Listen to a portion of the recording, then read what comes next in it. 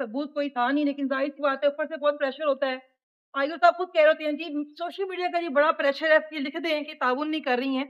हालाँकि ताउन क्या करना है, रिकॉर्ड इन्होंने पेश करना था, एविडेंस इन्होंने पेश करना था। उस्मा बुखारी साहिबा एक बार यहाँ पे तशरीफ लेकर नहीं आई।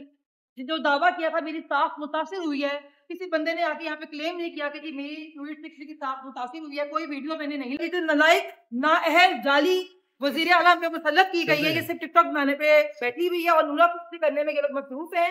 वहाँ के लोगों के हालात बहुत बुरे हैं। आप खुद वहाँ सर्वे करके देखें कि वहाँ पे किस तरह की कंडीशन है।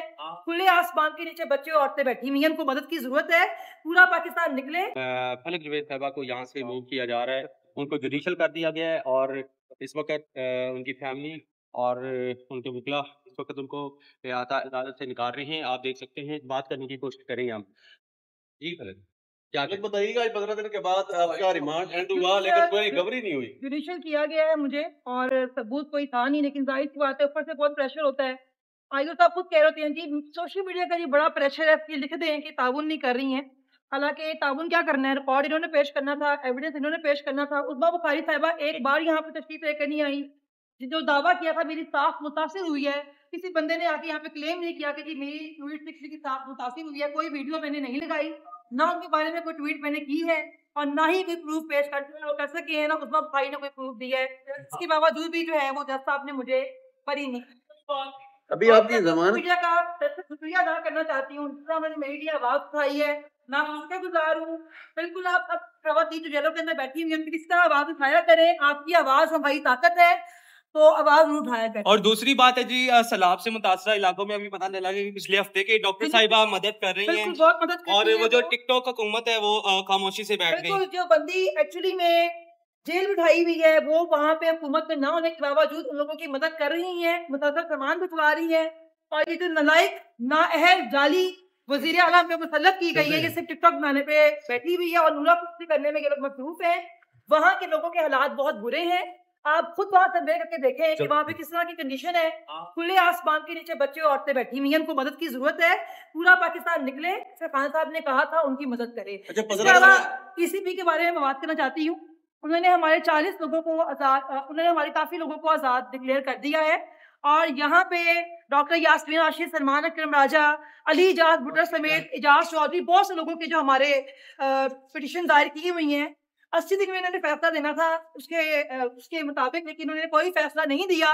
लेकिन ये इस वक्त कोई हुकूमती इदारा नहीं है कि शरीफ खानदान के नौकर बन के काम कर रहे हैं, और ये इंतहाई गलत हरकत है और मैं इसकी पुरजोर मजम्मत करती हूँ। और इस वक्त क्योंकि दोबारा से खान साहब ने एक नया वज़ीर आला नामजद किया है, तो इन्होंने हॉर्स ट्रेडिंग के लिए दरवाजा खोला है। मैं यहाँ पैगाम देना चाहूंगी उन तमाम लोगों को जिनको आजाद डिक्लेयर किया गया है। आप ये बात याद रखें कि आपकी वैल्यू सिर्फ तब तक है जब तक आपके ऊपर खान साहब का हाथ है। तो खान साहब के साथ लॉयल रहे। अगर आपने खान साहब के साथ किसी भी तरह की गद्दारी की तो आवाम को माफ नहीं करेगी। अदालत साहब ने कहा है कि मुराद से अदालत फारिग तरीन इंसान है, मैं उसकी बात का जवाब देना पसंद नहीं करूँ। वो एक घटिया इंसान है, ये पूरी हुकूमत नाजायज है और उनकी सारी बातें बेवकूफ। नए वज़ीर आला को क्या पैगाम देना चाहेंगे? उसके बारे में बात की जाए। नाज़रीन, आज फलक जवेद खान साहिबा को कोर्ट के अंदर पेश किया गया और आज सबसे बड़ी कमाल की बात ये थी कि सबसे पहले फलक जवेद खान साहिबा ने खुद अपने दलाइल पेश किए। उन्होंने कहा कि जज साहब, आपने पिछले से पिछले रिमांड में ये कहा था कि आज के बाद मैं दोबारा रिमांड नहीं दूंगा, और आज तकरीबन 16 दिन हो चुके हैं। जो फर्स्ट डे इनका स्टांस था, इन्होंने फर्स्ट टाइम जो रिमांड लिया था उसमें ये कहा था कि हमने मोबाइल रिकवर करना है, लेकिन फिर 2 दिन बाद इन्होंने पता नहीं कहाँ से अचानक से मोबाइल निकाल लिए और मोबाइल के मैंने इनको पासवर्ड भी दे दिए और मैंने इनको मोबाइल के पासवर्ड भी दे दिए हैं, डाटा भी इनके पास है। आई क्लाउड की वजह से वो इन्होंने बार बार रॉन्ग पिन्स डाली हैं तो वो ब्लॉक हो गया। अब इसमें मेरी गलती नहीं है और डे फर्स्ट से लेके अब तक इनका वही स्टांस है कि बस रिमांड पर रिमांड देते जाए। तो मैं एक ऑनरेबल लेडी हूँ पाकिस्तान की, मेरी भी इज्जत मजरूह हो रही है, मेरी भी बेटियां हैं, मेरी भी रिश्तेदार हैं, खाली उसमें बुखारी साहिबा की नहीं। और वो कहती हैं, फलक जवेद खान साहिबा ने जज से कहा कि आप इनसे ये पूछें, आप आईओ से ये पूछें कि इन्होंने उस्मा बुखारी जो पिटिशनर है, क्या उनको इन्वेस्टिगेट किया, क्या उनसे पूछा कि भाई कहाँ वीडियो लगी, कब लगी, कैसे लगी? उनको तो नहीं बुलाया, ना ही वो अदालत के अंदर पेश हुई है, तो इनसे पूछा जाए। तो फिर जब जज साहब ने उन्होंने बात की तो उन्होंने कहा कि जज साहब, आप हमें जो है वो रिमांड एक्सटेंड कर दें और रिमांड के ऊपर ये रिमांड एक्सटेंड कर दें और रिमांड के ऊपर ये लिख दें कि इन्होंने जो है कोऑपरेट नहीं किया और आप रिमांड को एक्सटेंड कर दें। तो फिर साथ में अगला दलाल ये देते हैं कि सोशल मीडिया पर ये लेडी वायरल हैं, इनके दोस्त आते हैं, यूट्यूबर्स हैं, कंटेंट क्रिएटर हैं, वो ट्रेंड चलाते हैं, जिसकी वजह से सोशल मीडिया का प्रेशर हमारे ऊपर बहुत है। तो लिहाजा आप इनका रिमांड एक्सटेंड कर दें। तो इस पे अदालत के अंदर जितने भी लोग मौजूद खड़े थे वो सब हल्का फीका खट्टा मीठा मुस्कुराए, हंस पड़े।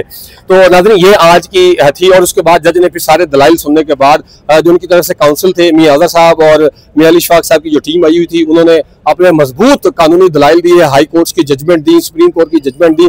तो उसकी नज़र में जज साहब ने जुडिशल कर दिया और जुडिशल करने के बाद जुडिशल करने के बाद थोड़ी देर के लिए बिठाया गया, फिर ऑर्डर टाइप किया गया और फिर भेजा गया। जाते वक्त फलक जवेद साहिबा ने कहा कि जो डॉक्टर यास्मीन राशिद हैं वो जेल के अंदर कैदी हैं और उन्होंने जेल के अंदर रहते हुए 1.25 लाख रुपए की मेडिसिन दी है। 25 लाख रुपए उन्होंने अपनी पेंशन से और जाती जमा पूंजी से जनूबी पंजाब के अजला में लोगों की इमदाद के लिए भेजा है। जेल के अंदर वो रहते हुए खवातीन का अल्ट्रासाउंड भी करती हैं, चेकअप भी करती हैं, हालांकि वो खुद कैंसर की पेशेंट हैं और बुजुर्ग लेडी हैं। लेकिन हमारी हुकूमत से जेल के अंदर खवातीन को वो फैसिलिटेट नहीं दी जा रही जो कि एक इंटरनेशनल स्टैंडर्ड के मुताबिक जेल हुकाम को देनी चाहिए। और उसके बाद उन्होंने ये भी कहा कि जो अली अमीन गंडापुर साहब ने रिजाइन दिया है, खान साहब का अपना ऑर्डर है और अली अमीन गंडापुर साहब ने बड़ा अच्छा फैसला किया कि खान साहब के हुक्म के आगे सरनूगी किया और फौरन से रिजाइन दे दिया। लेकिन जो अता साहब वर्ड उन्होंने यूज किया, मैं नहीं करना चाह रहा, टर कर रहे हैं, ये उन्होंने कहा था कि उनको ऐसा नहीं करना चाहिए और उनकी अपनी पार्टी है, उनकी अपनी हुकूमत है, वो जिसको मर्जी बनाए। आप कौन होते हैं कि आप अली अमीन गंडापुर को एक्सेप्ट करेंगे या नहीं करेंगे? ये खान साहब की मर्जी है, पार्टी के चेयरमैन की मर्जी है, पार्टी के जो लीडरान है उनकी मर्जी है कि वो किसको मर्जी वज़ीर आला बनाए और किसको ना बनाए। और इसके साथ उन्होंने ये भी कहा कि हुकूमत को होश के नाखून लेने चाहिए। पूरे पंजाब, पूरा KPK, बलूचिस्तान और सिंध के अंदर कहीं ना कहीं हुकूमत जो है वो जुल्म कर रही है। जो मजहबी जमातें हैं या सियासी जमातें हैं अगर वह एहतजाज करती हैं, प्रोटेस्ट करती हैं तो उनके ऊपर जबरदस्ती दोस्त धांधली की जा रही है, लाठीचार्ज किया जा रहा है, शेलिंग की जा रही है। रियासत को, हुकूमत को ये सोचना चाहिए कि हमने मुल्क के अंदर अमन व अमान कायम करना है और अमन व अमान कायम करने से ही मुल्क के अंदर सुकून आएगा, माशी तरक्की होगी और मुल्क तरक्की करेगा। मुझे इजाजत दीजिए, बहुत शुक्रिया, अल्लाह हाफिज। मैंने पहले दिन ये गुजारिश की थी अदालत से कि कानून के मुताबिक जो है ये केस दर्ज हो ही नहीं सकता। उसकी बुनियादी वजह यह है कि इस केस में पहले पीका जो अथॉरिटी है या ऑफिशियल जो है उन्होंने इंक्वायरी की है। कानून के मुताबिक सेक्शन रूल 3 और 4 जो है उसके मुताबिक जो है इसकी इंक्वायरी नहीं हो सकती। दूसरे नंबर पे जो गिरफ्तारी है वो सिर्फ फीमेल कर सकती है। एक फीमेल की गिरफ्तारी जो है वो फीमेल पुलिस ऑफिशियल ही कर सकती है और रात के वक्त फीमेल की गिरफ्तारी नहीं हो सकती। ये हमारे बुनियादी आर्ग्यूमेंट्स।